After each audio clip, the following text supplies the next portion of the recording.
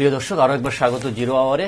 আমরা সশস্ত্র বাহিনী দিবসকে সামনে রেখে জিরো আওয়ারের আজকের পর্বে আলোচনা করছি সশস্ত্র বাহিনী নিরাপত্তায় এবং উন্নয়নে। আমাদের সঙ্গে রয়েছেন lieutenant general Sabbir Ahmed, chief of general staff সেনা সদর, রয়েছেন কমোডর খন্দকার মিসবাউল আজিম, পরিচালক অপারেশনস পরিদপ্তর নৌসদর, এবং group captain Mustafizur Rahman, 101 SFU বিমান বাহিনী। তিনজনে আলোচনা করেছেন। আমি কমোডর আজিম আপনার কাছে আসতে চাই যে সাম্প্রতিক সময়ে বাংলাদেশের দুটো বড় অর্জন রয়েছে যার সঙ্গে নৌবাহিনী খুবই সম্পৃক্ত।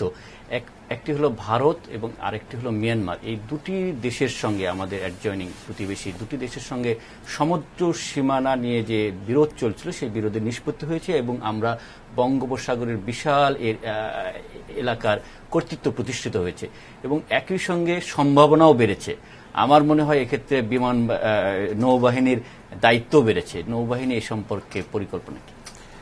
ধন্যবাদ আপনাকে। আপনি সত্যি একটি গুরুত্বপূর্ণ বিষয় আজকে তুলে ধরেছেন যে সাম্প্রতিক সময়ে আমাদের সমুদ্র বিজয়ের মাধ্যমে আমাদের প্রতিবেশী দুদেশ অর্থাৎ ভারত এবং মিয়ানমারের সঙ্গে আমাদের সমুদ্র সীমার যে বিরোধটা ছিল সেটি মিটে গেছে।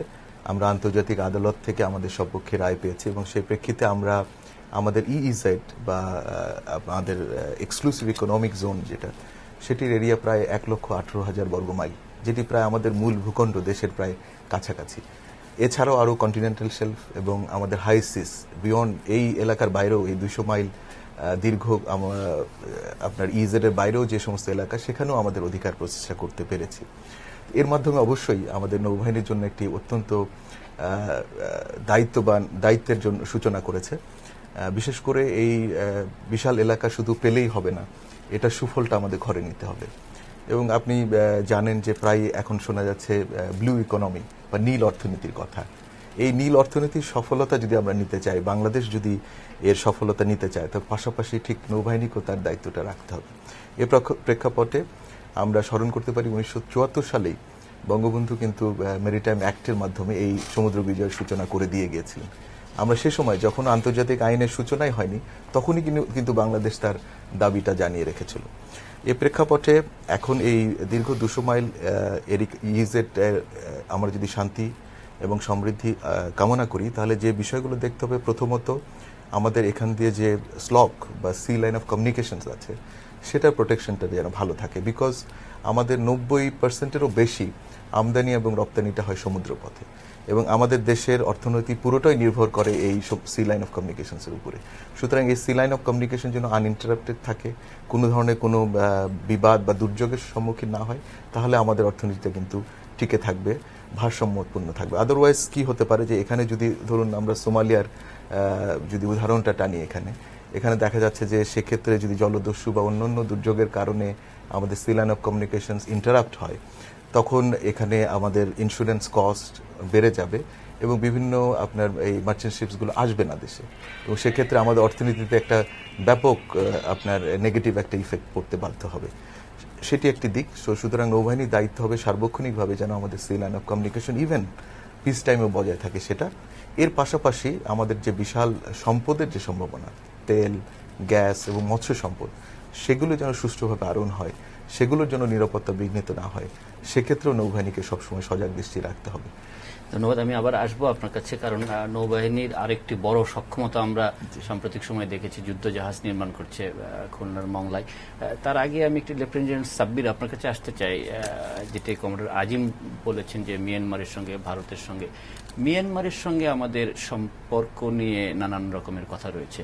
তবে আমাদের সরকারের যে পররাষ্ট্রনীতি, সকলের সঙ্গে বন্ধুত্ব, কারোর সঙ্গে শত্রুতা নয়, এটি তো আমাদের মূল পররাষ্ট্রনীতি।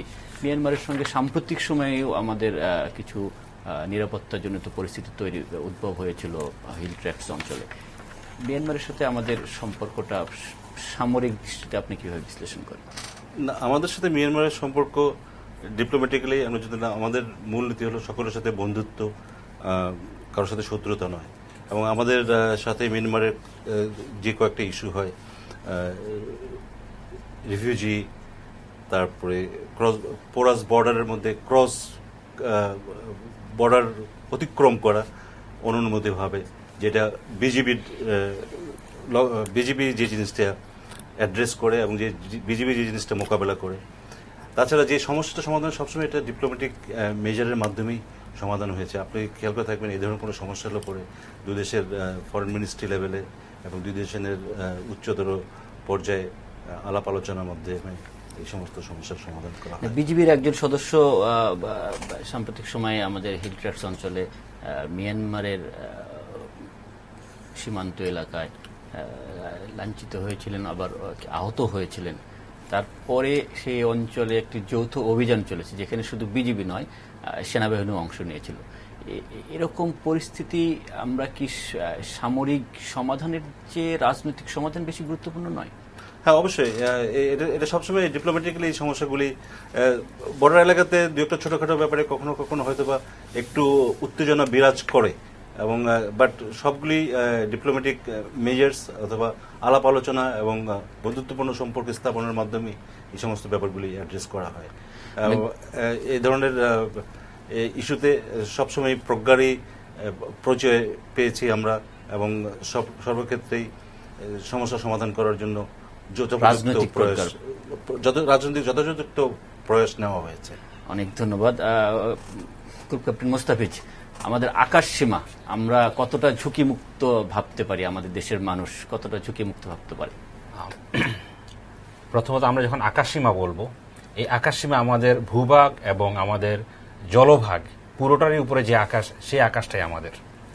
সুতরাং আমি প্রথমে স্থলভাগ বলার আগে আমি প্রথমে বলতে চাই, আমাদের যে ম্যারিটাইম বাউন্ডারি যে আমাদের মিয়ানমার এবং ইন্ডিয়ার সঙ্গে যে ডিমার্কেশন হয়েছে নৌবাহিনীর পাশাপাশি, সেটা বিমান বাহিনীর সক্ষমতাতেও অনেক দায়িত্ব যোগ করেছে। যেমন আমরা অলরেডি আমাদের এই বিস্তীর্ণ জলভাগের জন্য 2টি AW139 maritime search and rescue helicopter ক্রয় করেছি, এবং আপনি জেনে খুশি হবেন বর্তমান বিশ্বের সবচেয়ে অত্যাধুনিক এই 2টি হেলিকপ্টার, যেটা 200 নটিক্যাল মাইল পর্যন্ত যে আমাদের জলসীমা তার সম্পূর্ণরূপে পাহারা দিতে সক্ষম, এবং এর মধ্যে যত ধরনের উদ্ধার কার্য প্রয়োজন, ভালো আবহাওয়া এবং খারাপ আবহাওয়ায় উভয় ক্ষেত্রে এই 2টি হেলিকপ্টার দ্বারা আমরা সেই সক্ষমতা অর্জন করেছি। এটা আমাদের একটা নতুন সক্ষমতা, যেটা আমাদের বর্ডার ডিমার্কেশন, ম্যারিটাইম বাউন্ডারি ডিমার্কেশনের মাধ্যমে আমাদের উপর ন্যস্ত হয়েছে, এবং আলহামদুলিল্লাহ আমরা সেটা অর্জন করতে পেরেছি। তার মানে প্রাকৃতিক দুর্যোগ যখন হয় উপকূলীয় অঞ্চলে, সাগরে, সেই দুর্যোগময় পরিস্থিতির মধ্যেও কি আমাদের এই হেলিকপ্টারের যে হেলিকপ্টারের কথা বলেছেন সেটা উড্ডয়নে সক্ষম। এবং আমি সেজন্যই বলেছি এই 2টি হেলিকপ্টার বর্তমান বিশ্বের সবচেয়ে অত্যাধুনিক maritime search and rescue helicopter, এবং সত্যিকার অর্থেই বাংলাদেশ বিমান বাহিনী তার হাত ম্যারিটাইম বাউন্ডারি 200 নটিক্যাল মাইল পর্যন্ত প্রসারিত করতে পেরেছে।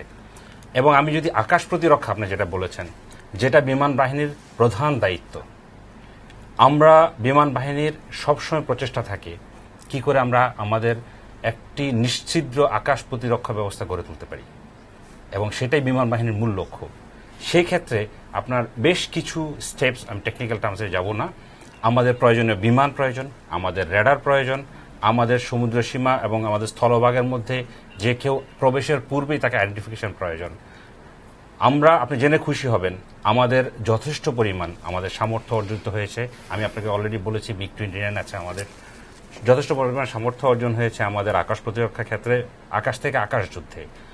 আপনি জেনে খুশি হবেন আমাদের পর্যবেক্ষণের বেলায় আমাদের বর্তমান রেডার ব্যবস্থায় হাই অল্টিটিউড পর্যবেক্ষণ ব্যবস্থায় আমরা নিশ্চিত পর্যবেক্ষণ অর্জন করতে পেরেছি বাংলাদেশ বিমান বাহিনী। আমি রাডার নিয়ে একটু প্রশ্ন করতে চাই, সেটি হলো যে আমাদের বেসামরিক বিমান পরিবহনের রাডার ব্যবস্থা রয়েছে এবং বিমান বাহিনীর রাডার ব্যবস্থা রয়েছে। এই দুটো রাডার ব্যবস্থায় ধরুন বেসামরিক বিমান যেগুলো চলাচল করে যে আমাদের আকাশ সীমা দিয়ে, সেই পর্যবেক্ষণের আপনারাও কি সেটা পর্যবেক্ষণ করতে পারে আমাদের বিমান বাহিনী? অ্যাকচুয়ালি মূলত রাডার ব্যবস্থা বিমান বাহিনীর কাছে, বেসামরিক ব্যবস্থায় যা আছে সেগুলো মেনলি উইসেইট, আমরা এটাকে বলি অ্যাপ্রোচ রেডার, বিমানকে সহায়তা করে ল্যান্ডিং করানোর জন্য।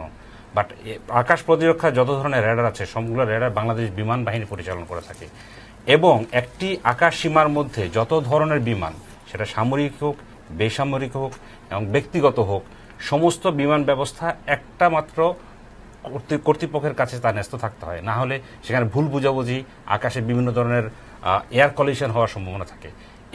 প্রধানত এই দায়িত্বটা বাংলাদেশ বিমান বাহিনী পালন করে থাকে।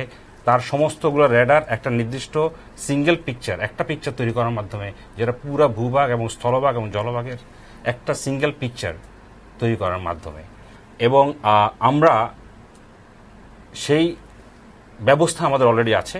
আমাদের লো লুকিং খুব নিচু দিয়ে উড়ে আসা বিমান পর্যবেক্ষণের ক্ষেত্রে কিছু কিছু জায়গায় আমাদের এখনো দুর্বলতা আছে, যেটা ফোর্সেস গোল 2030 বাস্তবায়িত হলে আমরা তা পূরণ করতে সক্ষম হব। এবং আমরা বাংলাদেশ বিমান বাহিনী এখন আমাদের মেরিটাইম বাউন্ডারির আকাশ প্রতিরক্ষা, জলভাগের উপরে আকাশ প্রতিরক্ষার ব্যাপারে জোর ভূমিকা নিচ্ছে। আমরা আশা করব 2030 সালের মধ্যে আমরা তা অর্জনে সমর্থ হব। অনেক ধন্যবাদ। আমরা আরেকটি বিরতিতে যাব, বিরতির পরে আপনার কাছে আসবো আবার। প্রিয় দর্শক, আমরা আরো একটি বিরতি নিচ্ছি, আশা করি আমাদের সঙ্গেই থাকবেন।